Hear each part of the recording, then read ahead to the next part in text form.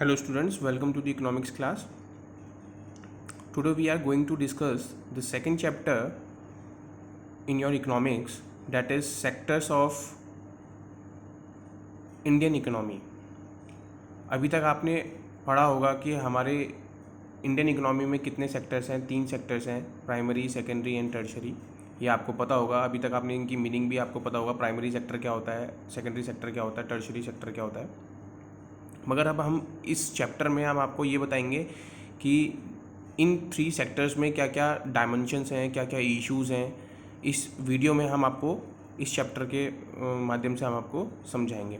तो सबसे पहले हम स्टार्ट करते हैं। We are dividing the whole 3 sectors into the different economic activities. We are categorizing the 3 sectors into 3 economic, on the basis of 3 economic activities, that is on the basis of economic activity, on the basis of people are employed, and the third one is on the basis of ownership. तो हमने economic activities को 3 sectors में divide किया है, classified किया है। तो पहले हम आ जाते हैं इकोनॉमिक एक्टिविटी में, जो फर्दरली क्लासीफाइड इनटू 3 है, primary sector, secondary sector and the tertiary sector. उसके बाद हम पढ़ेंगे on the basis of people employed में organise sector and unorganise sector, and on the basis of ownership economic activities में हम पढ़ेंगे public sector and private sector. तो हम ये पूरे चैप्टर को इस तरह से इस मैप के थ्रू, हम कंक्लूजन के थ्रू हम आपको समझाएंगे कि क्या चैप्टर बोलता है और क्या डायमेंशंस है और क्या इश्यूज़ हैं। Okay, so let's begin.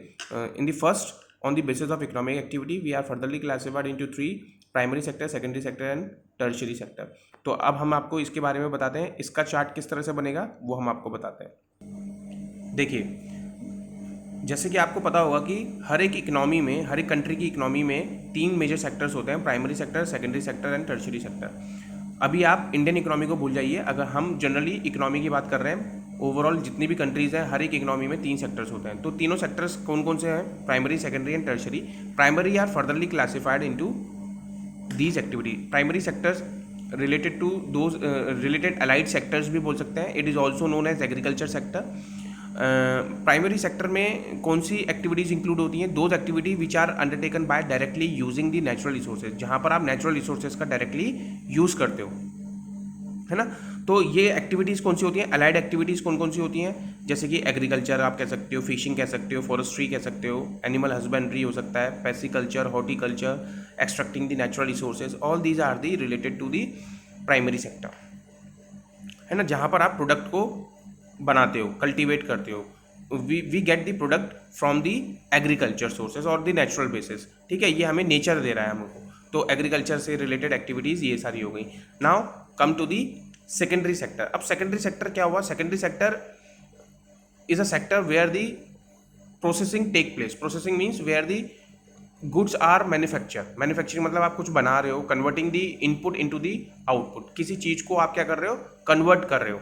तो इसके अंदर कौन कौन सी एक्टिविटीज़ आ जाती हैं? जैसे कि कंस्ट्रक्शन, मैन्युफैक्चरिंग, इंडस्ट्रीज़, जैसे स्मॉल इंडस्ट्री होगी, मीडियम इंडस्ट्री होगी, लार्ज इंडस्ट्रीज हो गई, गैस एंड इलेक्ट्रिसिटी से रिलेटेड हो गई। तो सेकेंडरी सेक्टर क्या है? Secondary sector cover those activity which in which the natural product are change into the other form. जहाँ पर आप क्या कर रहे हो? जो नेचुरल प्रोडक्ट प्रोड्यूस हुआ है प्राइमरी सेक्टर से, उसको आप क्या कर रहे हो? दूसरे फॉर्म में कन्वर्ट कर रहे हो, प्रोसेसिंग करके, है ना, through the way of manufacturing. You can say secondary sector is the next step of primary sector, ठीक है। next step of primary, the product which is not produced by the nature but it has to be made and therefore some other processing of manufacturing is essential। तो उसको हम क्या बोलते हैं?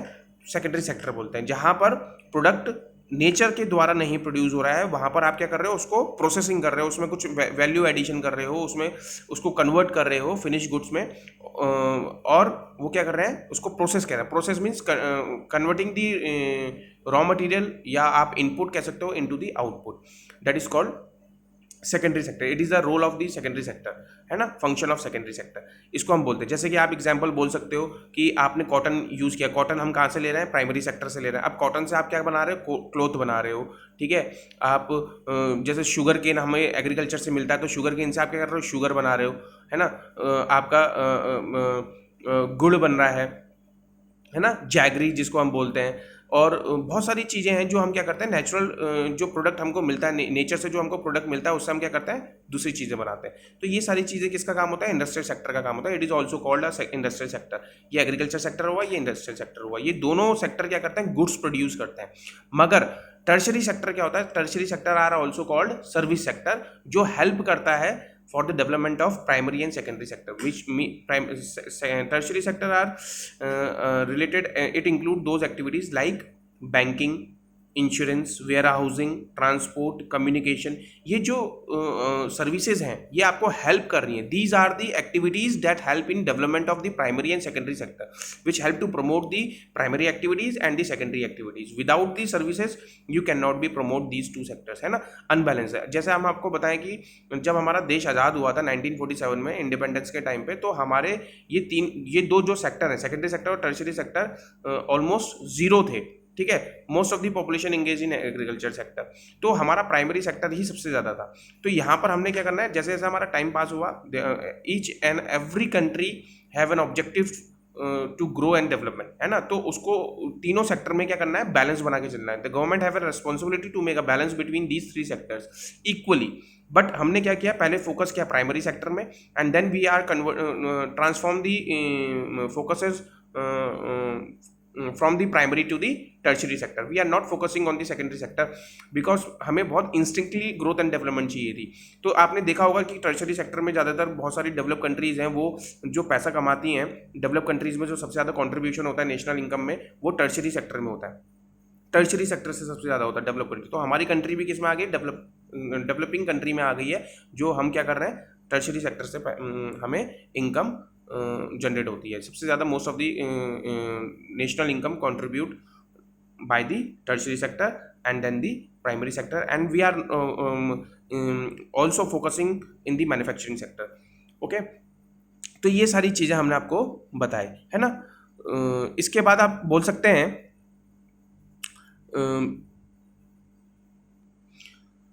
कि tertiary sector क्या है। Tertiary sector provide the aid, provide the support, provide the help for the production process, है ना, not the production process but also help in the primary sector, है ना। जैसे आप बैंकिंग की अगर हम बात करें, तो बैंकिंग में क्या होता है, it provide the loan easy at the minimum rate of interest to the farmers, है ना, and to the industrialist to undertake the various economic activities. Warehousing का है, जैसे कि फार्मर्स क्या कर सकते हैं, अपने क्रॉप को कल्टीवेट करने के बाद वो वेयर हाउस में रख सकते हैं। इसमें भी बहुत तरह के होते हैं, कोऑपरेटिव होता है, पब्लिक होता है, प्राइवेट होता है, बॉन्डेड वेयर हाउसिंग होता है। इंश्योरेंस में आपको हेल्प करता है टू कवर द रिस्क, है ना। ट्रांसपोर्ट में हेल्प करता है to transferring the raw material from the rural areas to the urban areas. Communication में आपको हेल्प करता है, कॉन्टैक्टिंग, है ना। तो ये सारी सर्विसेज बहुत इंपॉर्टेंट होती है। तो service sector also include some essential services that may not directly help in the production of good. तो ये क्या कर रहा है, आपको डायरेक्टली हेल्प नहीं कर रहा है किसी प्रोडक्शन में, आपको इनडायरेक्टली हेल्प कर रहा है ना। जैसे कि हम एग्जाम्पल ले लें, कि एटीएम दे देते हैं। एटीएम क्या कर रहा है, आपको पैसा निकालने में हेल्प करता है बैंकिंग में, है ना। सॉफ्टवेयर कंपनीज आपको हेल्प करती हैं सॉफ्टवेयर बनाने में। जैसे आप कह सकते हो कि चार्टर्ड अकाउंटेंट है, चार्टर्ड अकाउंटेंट का काम क्या होता है, आपके बिजनेस को मैनेज करना। तो वो आपके डायरेक्टली प्रोडक्शन में हेल्प नहीं कर रहा है, वो आपको हेल्प कर रहा है, वो सर्विस दे रहा है आपको। इसी तरह से लॉयर आपको हेल्प कर रहा है, इसी तरह से आपको बैंकर आपको पैसे दे रहा है। तो ये सारी चीज़ें क्या है, इनडायरेक्टली हेल्प कर रही हैं सर्विसेज में। तो ये हमने आपको क्या बताया, 3 सेक्टर्स में हम आपको बता रहे हैं। On the basis of economic activity में हमने primary, secondary and tertiary sector के बारे में बताया। Okay, now we will move towards the next one. देखिए, अब आपको क्या करना है students, you have to write the definition of primary sector, secondary sector and tertiary sector along with the importance of it, कि प्राइमरी सेक्टर क्यों important है, secondary sector क्यों इंपॉर्टेंट है, टर्शियरी सेक्टर क्यों इंपॉर्टेंट है। अब हम आपको बताते हैं rising importance of tertiary sector in the production. आजकल क्यों इतना इंपॉर्टेंट है, why is the tertiary sector becoming so important in India. देखिए, इसके पीछे बहुत सारे रीजन है जो हम आपको पॉइंट्स में बता देते हैं सिंपली। देखिए, in every country several services like hospitals कहिए, एजुकेशन इंस्टीट्यूशंस कहिए, postage and communication, warehousing, police stations, village administration offices, bank, municipal corporations, defence, है ना। ये सारी जो सर्विसेज हैं आर रिक्वायर्ड। किसी भी कंट्री को ग्रोथ एंड डेवलपमेंट के लिए ये बेसिक फैसिलिटीज़ होने बहुत ज़रूरी है, तभी ग्रोथ एंड डेवलपमेंट हो सकता है। And this is the basic responsibility of each and every country, those who want to become develop, है ना, जो डेवलप होना चाहता है। सो दीज आर, ये तो आपका पहला पॉइंट हो गया. नाउ सेकेंड पॉइंट आप ये बोल सकते हैं कि टर्शरी सेक्टर की क्या इंपॉर्टेंस है. आप बोल सकते हैं कि development of agriculture and industrial leads to be development of services. उनका डेवलपमेंट, प्राइमरी सेक्टर का और टर्शरी सेक्टर का डेवलपमेंट तभी हो सकता है जब आपका, नहीं, प्राइमरी या सेकेंडरी सेक्टर का डेवलपमेंट तभी हो सकता है जब आपका टर्शरी सेक्टर हो, है ना. वो सर्विसेज लाइक का ट्रांसपोर्ट हो सकता है, स्टोरेज हो सकता है ना. ये सारी चीज़ें जब आप अवेलेबल करोगे तभी तो प्राइमरी या सेकेंडरी भी फ्लरिश करेगा. थर्ड है आपका, if you want, if the government, if the country wants to increase the living standard of the people.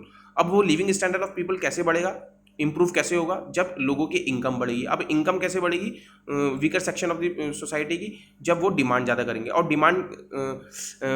Demand करेंगे तो क्या होगा, गुड्स एंड सर्विसेज भी बनेंगे. गुड्स एंड सर्विसेज प्रोड्यूस होंगे तो उनको क्या करना पड़ेगा, हायर करना पड़ेगा. एम्प्लॉयमेंट भी जनरेट होगा. एम्प्लॉयमेंट जनरेट होगा तो अगेन उनकी सैलरी इनकम भी बढ़ेगी. तो ये सारी चीज़ें क्या है, सर्विसेज वगैरह की इंपॉर्टेंट होती है. जैसे कि स्कूल्स की इंपॉर्टेंट होगी, प्रोफेशनल ट्रेनिंग्स की इंपॉर्टेंस होगी, प्राइवेट हॉस्पिटल्स की रिक्वायरमेंट होगी, टूरिज्म में इंपॉर्टेंट होगा, है ना. तो ये सारी चीज़ें किस में आ जाती हैं, टर्शरी सेक्टर में आ जाती हैं. तो ये इसकी इंपॉर्टेंस हम आपको बता रहे हैं. तो इंपॉर्टेंस बहुत यहाँ पर आपको ज़रूरी मेंशन करना है अपनी कॉपी में, आपको लिखना है. एंड ये जनरली क्वेश्चन सीबीएसई में पूछा जाता है कि why it is so important in India, tertiary sector why it is so important for India. So you have to write in this point, है ना. और कुछ बोल सकते हैं जैसे कि लास्ट फ्यू पास्ट डिकेड्स में अगर हम बात करें तो हमारे पास कुछ ही सर्विसेज थी. जैसे कि हम बात कर सकते हैं कम्युनिकेशन की, but now it become so important, है ना. तो अभी हम बात करें जैसे प्रोडक्शन ऑफ दी सर्विसेज की अगर हम बात करें, वो तभी बढ़ सकती है प्रोडक्शन ऑफ सर्विसेज जब हमारे पास क्या हो, टर्शरी सर्विसेज हो, रैपिडली इंक्रीज हो, when we focusing on it. तो यहाँ पर ये सारी चीज़ें आ जाती हैं. और क्या कह सकते हैं कि आप सर्विस सेक्टर की क्या इम्पोर्टेंस है. प्राइमरी सेक्टर में सबसे ज़्यादा इंपॉर्टेंस है टर्शरी सेक्टर का, क्योंकि फार्मर को क्या होता है, फार्मर फार्मिंग कर रहा है मगर उसको क्या करना होता है, क्रॉप को एक जगह से दूसरी जगह उसको ट्रांसफ़र करना होता है ना. तो बेचना होता है. तो वो किसके थ्रू हो सकता है, सिर्फ और सिर्फ ट्रांसपोर्ट के थ्रू हो सकता है. तो ये सारी चीज़ें हमने क्या करी, हमने इसमें इंपॉर्टेंस पढ़ा. तो अब हम आपको नेक्स्ट टॉपिक बताएंगे, organise sector and unorganise sector on the basis of people are employed. अब हम इसके बारे में डिस्कस करेंगे, ठीक है. देखिए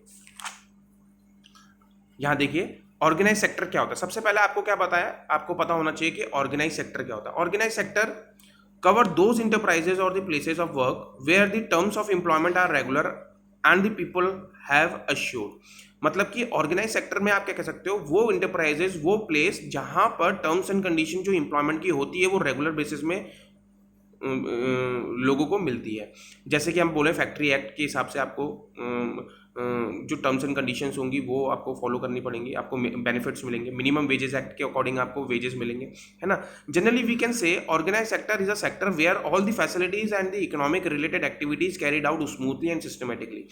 मतलब ऑर्गेनाइज की अगर हम बात करें, देखो जैसे हम ग्रोथ एंड जैसे हम डेवलप्ड कॉलोनी की बात करते हैं, वहाँ पर क्या है, सारी चीज़ें ऑर्गेनाइज है. अगर आप मार्केट में जाते हो तो आपको शॉप भी मिलती हैं, आपको बैंक भी मिलते हैं, आपको एटीएम भी मिलते हैं, आपको खाने पीने की चीज़ें भी मिलती हैं, है ना.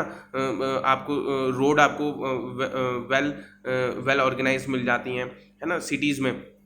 तो ये सारी चीज़ें आपने देखा होगा कि वो सैनिटेशन की अगर हम बात करें, हम फैसिलिटीज़ की अगर हम बात करें, तो वो क्या है, वेल सिस्टमेटिकली ऑर्गेनाइज होती हैं. तो यहाँ पर ऑर्गेनाइज सेक्टर हुआ जहाँ हम बात कर रहे हैं organise sector, all the benefits of the nation growth of the nation and the nation growth की बात करें तो will be enjoy by everyone.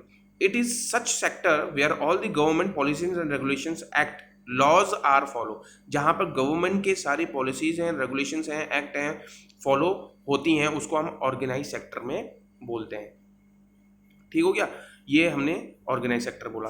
अब अनऑर्गेनाइज सेक्टर क्या होता है, ये देखिए. अनऑर्गेनाइज सेक्टर जहां पर ऑर्गेनाइज नहीं होता, जहां पर गवर्नमेंट रूल्स एंड रेगुलेशंस को फॉलो नहीं किया जा सकता. नॉर्म्स हैं, गवर्नमेंट के नॉर्म्स हैं, मगर उनको फॉलो नहीं करता है. जैसे कि अगर हम बात करें अनऑर्गेनाइज सेक्टर की, it is a categorise by small and scattered unit which are largely outside the control of the government. ये वो एरिया है, स्कैटर्ड यूनिट्स हैं, units in the industries which are largely outside the control of the government, जो government के under control में नहीं है। क्योंकि आपको पता होगा कि जितने भी हम अगर इंडस्ट्रीज की बात करें, जितने भी हम बिजनेसेस की बात करें, अगर लोगों को टैक्स से बचाना है, अपना टैक्स बचाना है, तो mostly industries interested to open up business in the rural areas. और रूरल एरियाज में जब वो खोलेंगे तो वहाँ पर गवर्नमेंट के रूल्स एंड रेगुलेशन फॉलो नहीं किया जाता है ना। तो ऑर्गेनाइज अनऑर्गेनाइज में क्या हो जाता है, these are the rules and regulations, those rules and regulations which are not followed by the institutions, like जैसे कि हम बात करें जॉब्स आर लो पेड, वहाँ पर बहुत कम वेजेस दी जाती हैं, एंड ऑफन नॉट रेगुलर, उनको रेगुलर भी नहीं दिया जाता है, दिहाड़ी पे मतलब कि डेली वेजेस में दिया जाता है। There is no provision for the overtime, वहाँ पर ओवर टाइम का कोई प्रोविजन नहीं होता है। जैसे कि आपने देखा होगा ऑर्गेनाइज सेक्टर में इंडस्ट्रीज और कंपनीज में आपके लिए पूरी सुविधा होती है, आपको मेडिकल फैसिलिटी मिलती है, आपको कैब फैसिलिटी मिलती है, आपको ओवर टाइम की फैसिलिटी, ओवर टाइम का वेज रेट डिसाइड होता है ना, टाइम पीरियड डिसाइड होता है, 8 आवर्स आपको मैक्सिमम काम करना होता है। मगर यहाँ पर ऐसा नहीं है अनऑर्गेनाइज सेक्टर में। Less work during the some season, आपको कुछ सीजन्स में आपको काम नहीं मिलेगा। No other benefits like a maternity आप कह सकते हो, हॉलीडेज की बात कर सकते हो, इंश्योरेंस, ग्रेचुटी की अगर हम बात करें तो वो फैसिलिटीज़ नहीं मिलती हैं। तो ऑर्गेनाइज सेक्टर क्या है, ऑर्गेनाइज सेक्टर और अनऑर्गेनाइज सेक्टर में डिफरेंस क्या हुआ आप समझ जाएंगे। Organise sector cover those enterprises and places of work where the terms and of employment are regular and therefore the people have assured work, है ना। They are registered by the government and have to be follow its rules and regulation which are given in various laws. Okay, तो ये सारी चीज़ें हमने बताया, जैसे कि फैक्ट्री एक्ट को फॉलो किया जा रहा है, मिनिमम वेजेस एक्ट को फॉलो किया जा रहा है, ग्रेचुटी को फॉलो किया जा रहा है। तो ये क्या है, हमारे वेल ऑर्गेनाइज हैं, इसको हम ऑर्गेनाइज सेक्टर में इंक्लूड करते हैं। इनको हम फॉर्मल सेक्टर भी बोलते हैं, ठीक है, जहाँ पर प्रोसीजर एंड प्रोसेसेस को फॉर्मली फॉलो किया जाता है। ऑर्गेनाइज सेक्टर में आपने देखा होगा कि वर्कर्स क्या एंजॉय करते हैं, सिक्योरिटी ऑफ एम्प्लॉयमेंट, उनको जॉब सिक्योरिटी मिलती है। वो परमानेंटली क्या होता है, रिटायरमेंट के बाद ही, रिटायरमेंट तक वो जॉब करते हैं, उसके बाद वो रिटायरमेंट जब उनका हो जाता है तब वो अपने घर में बैठते हैं, है ना। After they most of the institutions provide the PF also, employ provident जो हम बोलते हैं, और आपको जब रिटायरमेंट की स्कीम्स होती हैं वो भी दी जाती हैं, है ना। Most of the people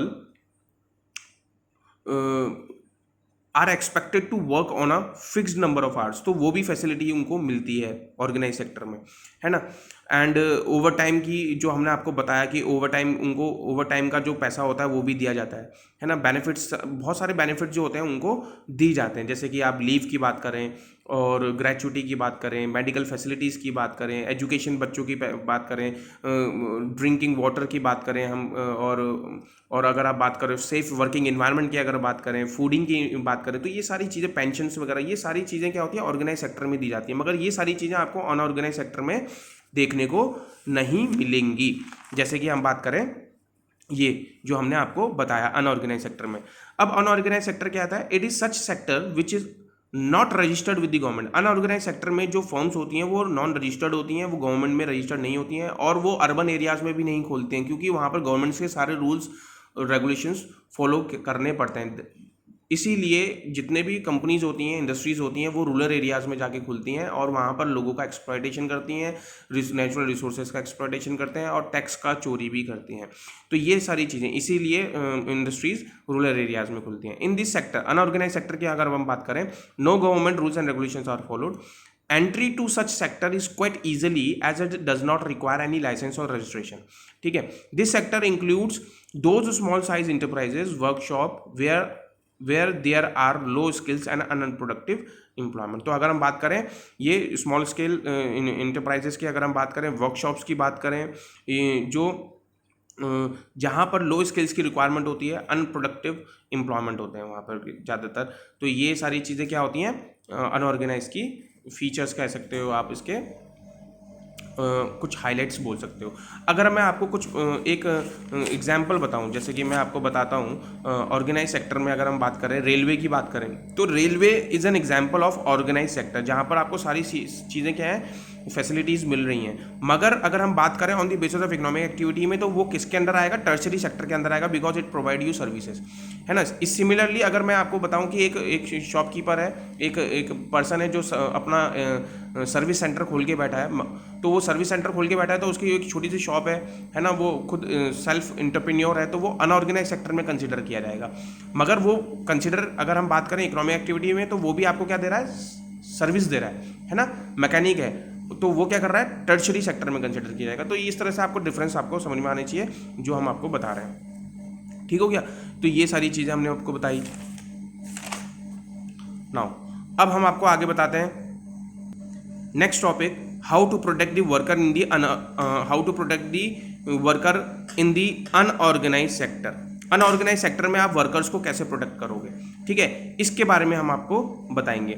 generally हम आपको अगर बताएं कि ऑर्गेनाइज सेक्टर ऑफर दी जॉब, आपको पता है कि ऑर्गेनाइज सेक्टर्स में आपको जॉब ऑफर मिलता है ना, but employment opportunities in the organise sector have been expending very slow, क्योंकि ऑर्गेनाइज सेक्टर में आपको जॉब बहुत अवेलेबल जो होती है, बहुत स्लो लेवल में अवेलेबल होती है। It is commonly to find many organise sector enterprises in the unorganise sector. मगर अगर हम बात करें जॉब की, अगर हम बात करें तो जितने भी ऑर्गेनाइज सेक्टर की इंटरप्राइजेज हैं वो आपको कहाँ मिलेंगे, रूरल एरियाज में मिलेंगे, अनऑर्गेनाइज सेक्टर में मिलेंगे। क्यों? क्योंकि दे अडोप्टेड दी सर्टेन स्ट्रैटेजी। जैसे मैंने आपको इसी में आपको पहले थोड़ी देर पहले बताया कि टैक्स इविजन की बात करें, टैक्स चोरी की बात करें, है ना, और there most of the institutions and the industries refuse the to follow the laws and the rules and regulations, है ना, डेट प्रोटेक्ट द लेबरर्स, उसको रिफ्यूज करने के लिए वहाँ पर खोला जाता है ना, to in order to gain the more and more profit, that's why to do the illegal activities, that's why as a result of number of workers are force to enter into the unorganise. तो इसी वजह से क्या होता है, job करने के लिए, काम करने के लिए लोगों को अनऑर्गेनाइज सेक्टर में जाना पड़ता है, एंटर होना पड़ता है, because of lack of job opportunity in the organized sector. So they oftenly exploited, but even also not paid the fair wages. वहाँ पर उनको exploit तो किया जाता है, exploit के साथ साथ उनकी low wages भी होती हैं। तो हमने कहा कि हम इसके, ये मैं आपको बता रहा हूँ कि प्रोटेक्ट हम वर्कर्स को, जो वनरेबल, जो weaker section of the society के जो लोग हैं, वनरेबल जो लोग हैं, उनको हम प्रोटेक्ट कैसे करेंगे, उसके मेजर्स मैं आपको बता रहा हूँ। मगर उससे पहले हम आपको उसके बारे में बता दे रहे हैं। हु नीड दी प्रोटेक्शन किसको दिया जाता है, वनरेबल पीपल को दिया जाता है ना, जो अनऑर्गेनाइज सेक्टर में काम कर रहे हैं, जो लैंडलेस लेबरर्स हैं, एग्रीकल्चरर्स हैं, स्मॉल एंड मार्जिनल फार्मर्स हैं, शॉप क्रॉपर्स हैं, है ना, शेयर क्रॉपर्स बोल सकते हैं आप, आर्टिसियंस बोल सकते हैं, है ना, वीवर्स बोल सकते हैं, ब्लैक स्मिथ बोल सकते हैं, कारपेंटर्स बोल सकते हैं, गोल्ड स्मिथ बोल सकते हैं, जो काम करते हैं, जो खदानों में से गोल्ड निकालते हैं। तो ये जो लोग होते हैं, 80% जो लोग हैं, जो रूरल हाउस होल्ड्स की अगर हम बात करें इंडिया में, है ना, स्मॉल फार्मर्स की अगर हम बात करें, जो कैटेगरी में आते हैं, इन लोगों को ज़रूरत है किसकी, वर्कर्स की, those who protect the worker in the unorganise sector, है ना। सो these farmers and the people support need to be support through the adequate facilities for the timely delivery of services, like आप कह सकते हो farmer को seeds दिया जाए, agriculture input दिया जाए, क्रेडिट फैसिलिटी दे दिया जाए, स्टोरेज फैसिलिटी दे दिया जाए, मार्केटिंग फैसिलिटीज दे दी जाए, ऑर्गेनाइज मार्केट दे दिया जाए, मार्केट की फैसिलिटी, जैसे आपको पता होगा अब तो डे वाइज आपको क्या मिलती है, मार्केट मिलती है, Monday market, Tuesday market, Wednesday market, Thursday market. इससे क्या है, फार्मर्स की इनकम भी बढ़ी, है ना, फार्मर्स को ट्रेनिंग दिया जाए। तो ये सारी तरीके गवर्नमेंट ने अपनाए हैं जो वीकर सेक्शन सोसाइटी को की इनकम को बढ़ाने के लिए। तो अगर हम देखें क्या क्या मेजर्स हैं, वो हम आपको बताते हैं अब, जैसे कि there are following ways. First point है आपका, government can fix the minimum wages. सबसे पहले गवर्नमेंट को क्या करना चाहिए, इंटरफेयर करना चाहिए in order to protect these worker, these people, है ना। इनके साथ साथ एक्सप्लॉयटेशन के साथ साथ इनके साथ क्या होता है, डिस्क्रिमिनेशन भी किया जाता है। जैसे हमने कहा जातिवाद की अगर हम बात करें, schedule caste and schedule tribes, backward communities को इनके साथ भेदभाव किया जाता है ना, अनऑर्गेनाइज सेक्टर में। तो यहाँ पर गवर्नमेंट का बहुत ज़रूरी है कि उनको प्रोटेक्ट किया जाए, सपोर्ट किया जाए। जिससे वो क्या इक्वलिटी में आए, है ना। तो यहाँ पर आपके क्या है, government can fix the minimum wages. दूसरा है government should provide the specific working hours, यहाँ पर स्पेसिफाई कर दे up to the 8 maximum hour होना चाहिए स्टैंडर्ड। थर्ड आप कह सकते हैं the government can enact new laws, enact मतलब कि नए नए लॉज को पारित कर सकती है through the Lok Sabha and the Rajya Sabha के में, आपको पता होगा कि बिल पास हो जाता है। On the over time and salary range के बेसिस में आपको सैलरी एक स्पेसिफिक होनी चाहिए, एक मिनिमम कर्मचारी जो होता है 4th क्लास का उसका 15,000 रुपये मिनिमम सैलरी होनी चाहिए। तो ये सारी चीज़ें क्या गवर्नमेंट, आप सजेशन दे रहे हो गवर्नमेंट को, या आप हम बता रहे हैं तरीके कि आप अनऑर्गेनाइज सेक्टर में वर्कर्स को कैसे प्रोटेक्ट कर सकते हो। नेक्स्ट पॉइंट है provide the cheap loan with the low interest, है ना, जिससे वो अपना कारोबार खोल सके in order to undertake the various economic activities and small type of manufacturing activity you can say. 5th point बोल सकते हैं हम open the small scale industries, है ना। 6th पॉइंट बोल सकते हैं farmer should supported through the adequate facility for the timely delivery of agriculture input seeds and credit, यहाँ पर बोल सकते हैं फार्मर्स को टाइम पे दिया जाए, जैसे आपने देखा होगा अब तो किसान क्रेडिट कार्ड बन गया है ना, बहुत सारी स्कीम्स है, कोऑपरेटिव बैंक्स खुल गए हैं, farmer urban cooperative banks, rural urban cooperative banks खुल गए हैं जो फार्मर्स को क्या करते हैं, लोन देते हैं बहुत चीप रेट में और फैसिलिटीज़ देते हैं। इसी तरह से आप बोल सकते हैं कि steps should be taken, certain steps should be taken so that the worker from scheduled caste and tribals and backward communities do not face social discrimination. तो यहाँ पर इनके ऊपर भी स्टेप्स लेने पड़ते हैं, लेने ज़रूरी हैं। तो ये हमने आपको इस पॉइंट पे आपको ये वाला क्या बताया, टॉपिक बताया। ओके, तो ये भी हमारा टॉपिक हो गया है। Now come to the next one, on the basis of ownership we are categorise the economic activity on the basis of ownership. अब हमने क्या कहा, हमने 3 सेक्टर्स जो हमने आपको बताया है, डिफरेंट सेक्टर्स की इकोनॉमिक एक्टिविटीज़ को हमने क्लासीफाई किया था 3 बेसिस में। तो तीसरा आपका बेस जो है ऑनरशिप है, जिसमें आपका प्राइवेट एंड पब्लिक सेक्टर आ जाता है। अब प्राइवेट सेक्टर क्या हुआ, पब्लिक सेक्टर क्या हुआ, आपको बहुत इजीली समझ में आएगा। प्राइवेट सेक्टर में वो इंडस्ट्रीज एंड कंपनीज आ जाती हैं जो फुल्ली कंट्रोल किसका होता है, प्राइवेट इंडिविजुअल का होता है। जैसे मेरे घर है, मेरा प्रॉपर्टी मेरे नाम पे है, तो मेरा कंट्रोल चलेगा, गवर्नमेंट का कंट्रोल नहीं चलेगा। सेम एग्जैक्टली जो जमीन गवर्नमेंट की है, फॉरेस्ट की है, वो गवर्नमेंट के अंदर कंट्रोल में आएगी, वो गवर्नमेंट पब्लिक सेक्टर के अंदर। जैसे आपने बहुत सारी कंपनी सुनी होंगी, आपका जैसे BHEL है, भारत हैवी इलेक्ट्रिकल लिमिटेड है, NTPC है, न्यूक्लियर पावर थर्मल कॉर्पोरेशन है ना, BSNL है। तो ये सारी कंपनी गवर्नमेंट कंपनीज है जिसमें गवर्नमेंट के राइट है, गवर्नमेंट का कंट्रोल है, सारी एसेट्स एंड मशीन्स एंड जितनी भी होंगी वो सब गवर्नमेंट मैनेज करेगी। तो यहाँ पर पब्लिक सेक्टर क्या है उसके बारे में हम बताएंगे। देखिए, public sector refers to those industries that owned and manage by the state और इट्स एजेंसी, जो गवर्नमेंट, स्टेट गवर्नमेंट करती है, सेंट्रल गवर्नमेंट करती है, या उनकी एजेंसीज करती हैं। In simple words you can से all economic activities, industries, companies which is fully owned and managed by the central government, state government is called public sector. For example अगर हम बात करें तो रेलवे की अगर हम बात करें, अभी हमने बताया था रेलवे में, वो रेलवे किसके अंदर आ जाता है, पब्लिक सेक्टर के अंदर आ जाता है। इंडियन ऑयल कंपनी भी आ जाती है, is an example of public sector company. Okay, now public sector के बाद हम आ जाते हैं प्राइवेट सेक्टर में। प्राइवेट सेक्टर क्या है, those industries that are managed by the that are owned and managed by private individual. In the private sector, ownership of assets and delivery of services is in the hand of the private individual or the company.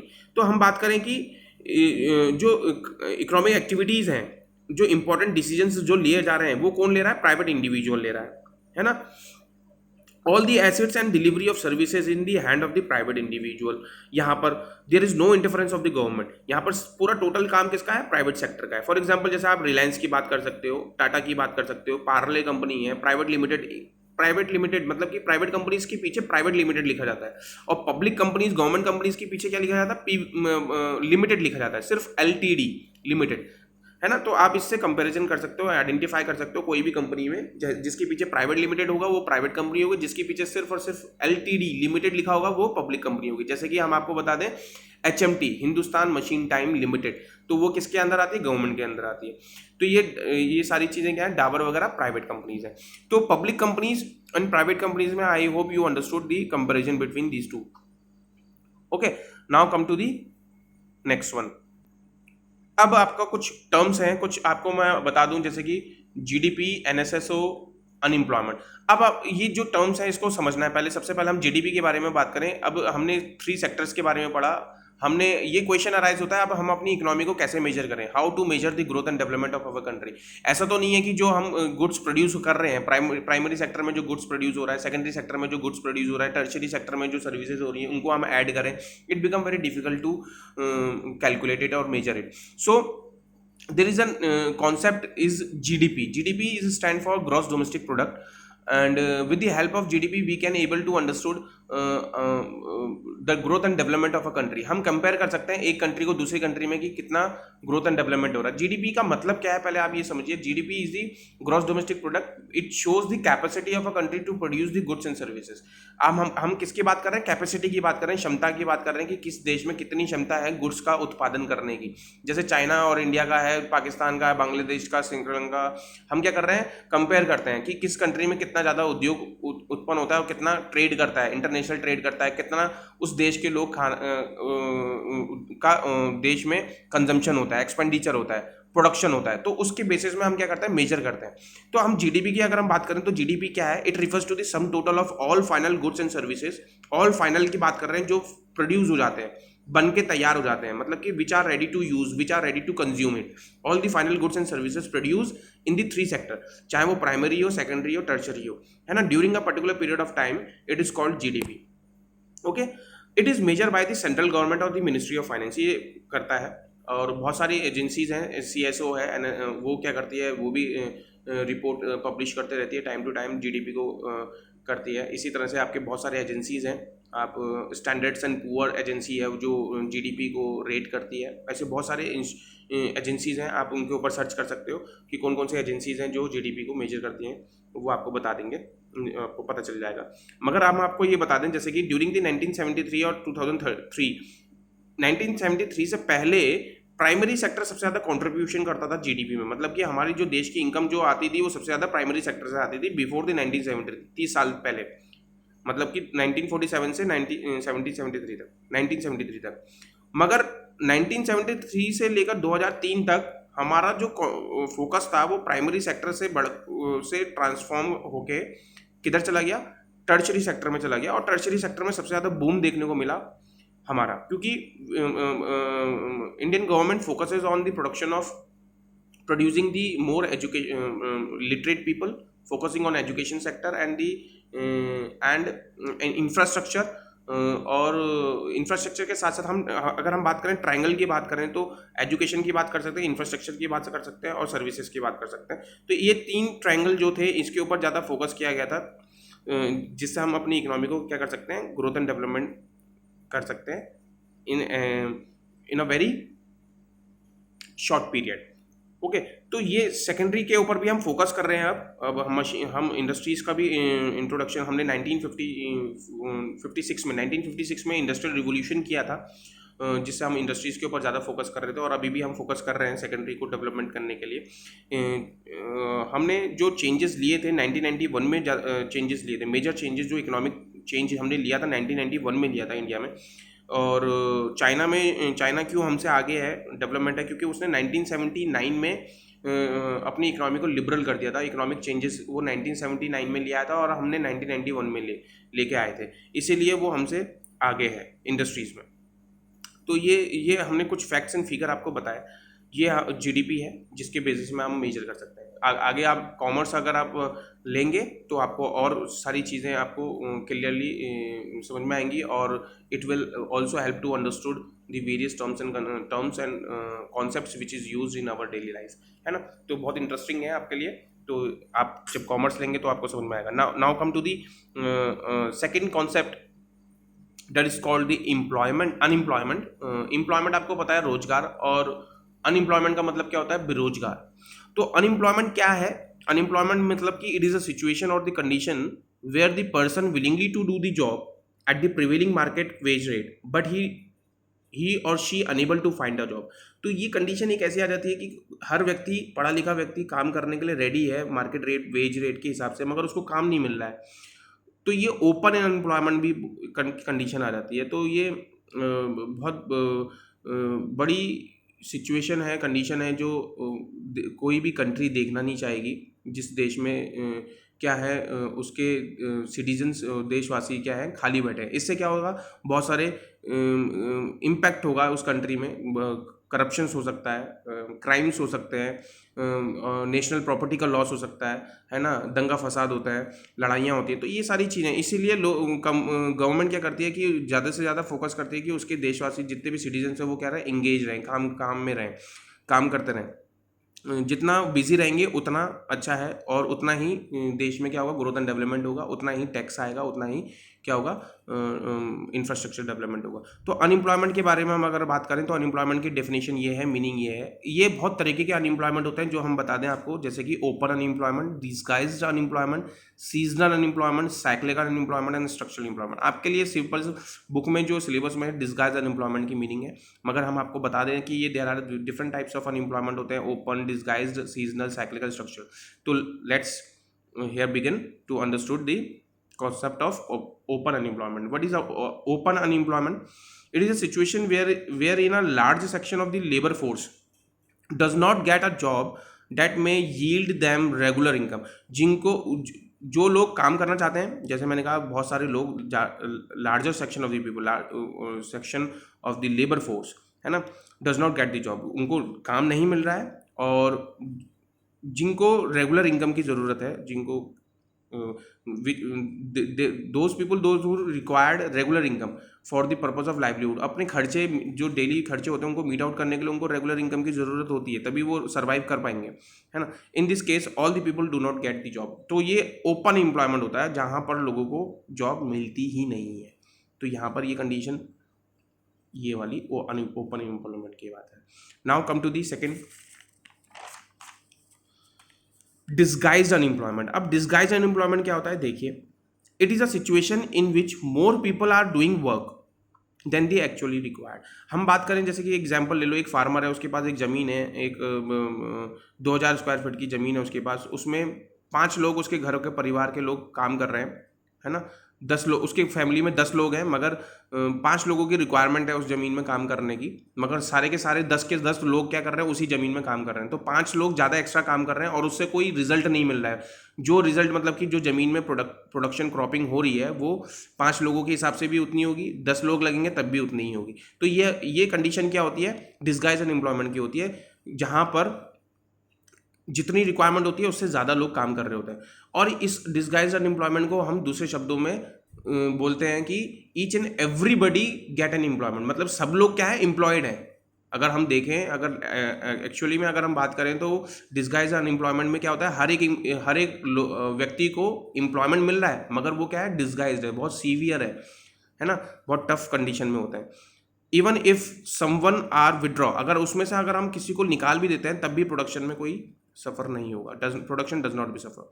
In simple words you can से it is a situation of employment with the surplus man power, मतलब कि वो condition जहां पर लोग ज़्यादा से ज़्यादा काम कर रहे हैं, ज़्यादा, in which some workers have zero marginal productivity, मतलब कि कुछ लोगों का योगदान ही नहीं है प्रोडक्टिविटी में, परफॉर्मेंस में, प्रोडक्शन में कोई भी इंक्रीमेंट नहीं हो रहा है, तो उनका क्या है, जीरो मार्जिनल प्रोडक्टिविटी आ जाती है।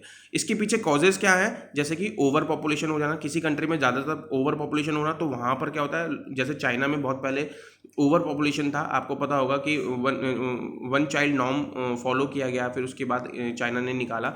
चाइना में सबसे ज़्यादा ओवर पॉपुलेशन था, तो लोग बाग क्या करते थे, बहुत ज़्यादा पॉवर्टी में रहते थे, है ना, तो उसमें आधे से ज़्यादा डिस्गाइज अनएम्प्लॉयमेंट था, एग्रीकल्चर करते थे, तो ओवर पॉपुलेशन की वजह से भी होता है ये। और दूसरा है कि lack of alternative job opportunity, दूसरा कॉज ये है कि उनके पास कोई और काम ही नहीं है करने के लिए, इसीलिए वो क्या कर रहे हैं, फार्मिंग कर रहे हैं। तो ये सारी चीज़ें क्या है, इसके पीछे कारण है जो हम आपको बता रहे हैं डिस्गाइज अनएम्प्लॉयमेंट में। नेक्स्ट आ जाता है आपका सीजनल अनएम्प्लॉयमेंट। सीजनल अनएम्प्लॉयमेंट बहुत ईजी है, आपको समझ में आ रहा होगा, जो सीजनली वर्क मिलता है, सीजनली काम मिलता है, फिर उसके बाद नहीं मिलता है। तो अनएम्प्लॉयमेंट में क्या आता है, it occur during the certain seasons of the year in some industries and occupation like agriculture. तो हम बात कर रहे हैं किसमें, कुछ इंडस्ट्रीज में, कुछ कारोबार में, जैसे कि agriculture, holiday resorts, ice factories, ये सिर्फ और सिर्फ सीजनल में ही काम होती हैं, सीजन में ही काम होता है। उसके बाद क्या होता है, इनमें कोई काम नहीं होता है, तो इसमें क्या होता है, लोगों को निकाल दिया जाता है। Production activity take place only in some season, so they offer employment for only a certain period of time in a year. तो वहाँ पर क्या होता है, उनको कुछ ही समय के लिए एम्प्लॉयमेंट मिलता है, उसके बाद उनको निकाल दिया जाता है। तो जैसे आपने देखा होगा कोविड-19 की वजह से अभी बहुत सारी कंट्रीज़ में वायरस फैला हुआ है, तो सभी शट डाउन कर दी थी इकोनॉमी, क्लोज लॉकडाउन कर दिया था, तो इसमें बहुत सारी इंडस्ट्रीज़ भी लॉक हो गई थी, तो इससे क्या हुआ, लोगों को नौकरी से निकाल दिया गया, सब लोग अपने घर में वापस आ गए, है ना। तो यहाँ पर क्या है, ये सीजनल एम्प्लॉयमेंट है, बहुत शॉर्ट टर्म के लिए। अब आ जाता है साइक्लिकल। साइक्लिकल में क्या आता है, it is a trade cycle. Trade cycle जहाँ पर हमारी इकोनॉमी बूम करती है, रिसेशन डिप्रेशन में आ जाती है, कभी ऊपर जाती है, कभी नीचे आती है, कभी ऊपर जाती है, due to the various factors. तो ये साइक्लिकल अनएम्प्लॉयमेंट होता है ना। It is normally for the short run, ये बहुत कम समय के लिए होती है। तो ये हमने साइक्लिकल के बारे में बताया। लास्ट है आपका स्ट्रक्चरल अनएम्प्लॉयमेंट। देखिए, स्ट्रक्चरल अनएम्प्लॉयमेंट क्या होता है, this is the type of unemployment arises due to the drastic change in the economic structure of a country. अब चेंजेस किस में आते हैं, जैसे कि टेक्नोलॉजी में चेंज आ जाना, डिमांड चेंज कर देना, सप्लाई चेंज कर देना। तो जो स्ट्रक्चरल चेंजेस हो रहे हैं, अब टेक्नोलॉजी आ गई है, तो पहले 2 लोगों की रिक्वायरमेंट थी, अब एक ही लोगों की रिक्वायरमेंट है, तो वहाँ पर क्या हो गया, अनएम्प्लॉयमेंट हो गया। तो ये टेक्नोलॉजी की वजह से भी क्या होता है, स्ट्रक्चरल चेंजेस होना, हमारी कंट्री में अगर स्ट्रक्चरल चेंजेस हो रहे हैं, उसके वजह से भी अनएम्प्लॉयमेंट होता है। तो ये हमने बताया आपको कुछ टाइप्स अनएम्प्लॉयमेंट के। अब हम आपको लास्ट टॉपिक बताते हैं कि what are the measures to be taken by the government to remove the unemployment condition in India. वो क्या क्या तरीके होंगे, क्या क्या मेजर्स होंगे जिनको आप रेमेडियल बोल सकते हैं, सॉल्यूशन बोल सकते हैं अनएम्प्लॉयमेंट को हटाने की, वो हम इसमें आपको बताएंगे। सबसे पहले आपको क्या करना है, लेबर इंटेंसिव टेक्निक को यूज़ करना है। लेबर जहाँ पर सबसे ज़्यादा लेबर का उपयोग हो, जिस कंट्री में सबसे ज़्यादा पॉपुलेशन होती है, वहाँ पर लेबर इंटेंसिव टेक्निक ही यूज़ करनी चाहिए, क्योंकि ज़्यादातर लोगों को रोजगार मिलेगा टेक्नोलॉजी को ना अडोप्ट करके। कुछ मिनिमम टेक्नोलॉजी जिसको हम बोलते हैं मैनुअली यूज़ होनी चाहिए।